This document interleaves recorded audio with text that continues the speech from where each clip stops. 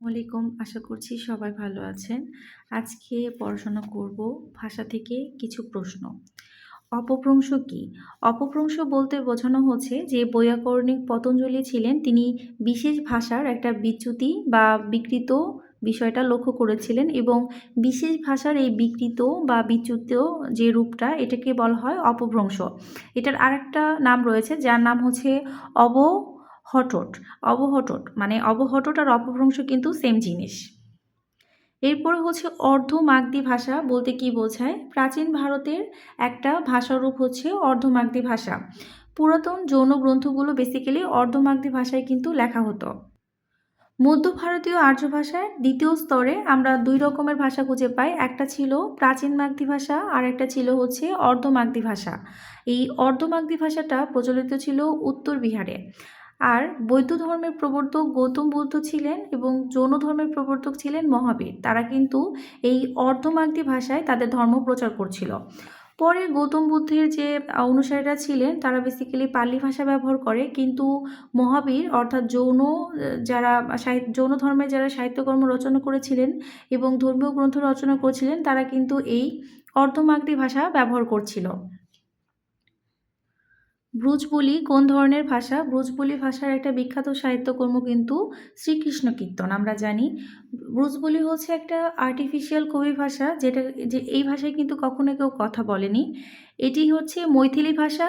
এটার সাথে ওই অবহট্ট বা অপভ্রংশ ভাষা যুক্ত হয়ে ব্রজবুলি ভাষা তৈরি করেছে। আর এই ভাষায় শ্রীকৃষ্ণের যে ব্রজলীলা এটা বর্ণিত হয়েছে।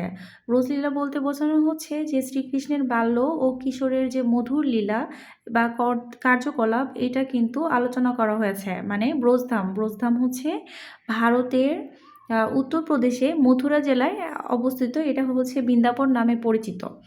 সো মৈথিলি যে ভাষা ছিল এই ভাষার সাথে বাংলার কিছুটা মিল রয়েছে এবং এখানে কিছু হিন্দি শব্দ এসে বেসিক্যালি এই ব্রজবুলি ভাষাটা সৃষ্টি করেছে এবং চতুর্দশ শতাব্দীতে কবি বিদ্যাপতি যিনি ছিলেন তিনি কিন্তু এই ব্রজবুলি ভাষার অনেক বেশি প্রসার ঘটান।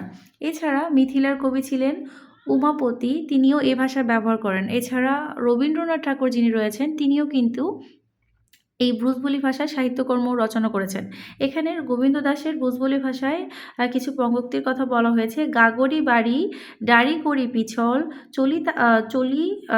চল তহি অঙ্গুলি চাপি মাধব তুয়া অভিসারক লাগে। এটা হচ্ছে গোবিন্দ দাশের বিখ্যাত লাইন।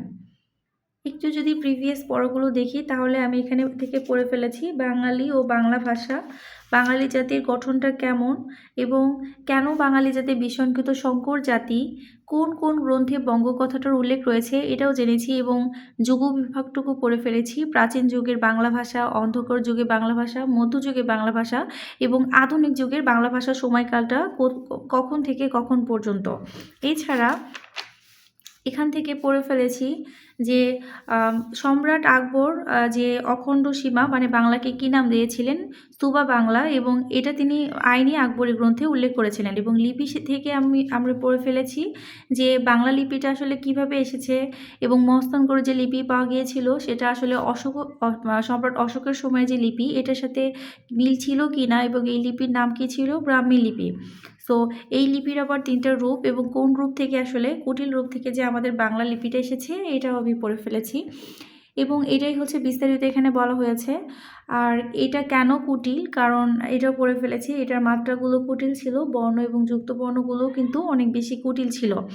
এখানে বাংলা লিপির ইতিবৃত্ত নিয়ে কথা বলা হয়েছে। বাংলা লিপির সুসংগঠন হয়েছিল বেসিক্যালি সেন আমলে এবং এটাকে মুদ্রণযোগ্য করেছিলেন হচ্ছে পঞ্চানন কর্মকর। তিনি হচ্ছে চার্লস উইলকিন্সের মানে মাতামহ ছিলেন এবং তিনি হচ্ছে লিপি তৈরিতে সহায়তা করতেন।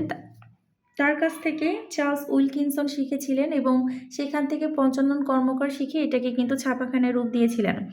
আর উড়িয়া অসমীয় বাংলা লিপির সম্পর্ক, কারণ এগুলো সবই কিন্তু কুটিল রূপ থেকে এসেছে। এরপরে পড়েছিলাম যে বাংলা ভাষা যেহেতু আমাদের ইন্দো ইউরোপীয় ভাষা থেকে এসেছে, তো ইন্দো ইউরোপীয় ভাষা বলতে কি বোঝায় এবং ইন্দো ইরানীয় ভাষা কি এটাও পড়েছি। এবং বাংলা ভাষার উৎপত্তি সম্পর্কে বিভিন্ন মতবাদ পড়েছিলাম এবং এখানে কিছু ছোট ছোট কোশ্চেন রয়েছে যে ভাষার কোন রূপ থেকে বাংলা সৃষ্টি হয়েছে। বেসিক্যালি মানে প্রাকৃত রূপ থেকে। আমরা জানি ভারতীয় আর্য প্রাকৃত রূপ থেকে। এই প্রাকৃতকে অনেক ভাষাতাত্ত্বিক বলেছেন গৌড়ীয় প্রাকৃত। এবং বাংলা ভাষার উদ্ভব সম্পর্কে আধুনিক মত কি? ভারতীয় গৌড়ী ভাষা থেকে প্রাচীন বাংলা ভাষার উদ্ভব হয়েছে।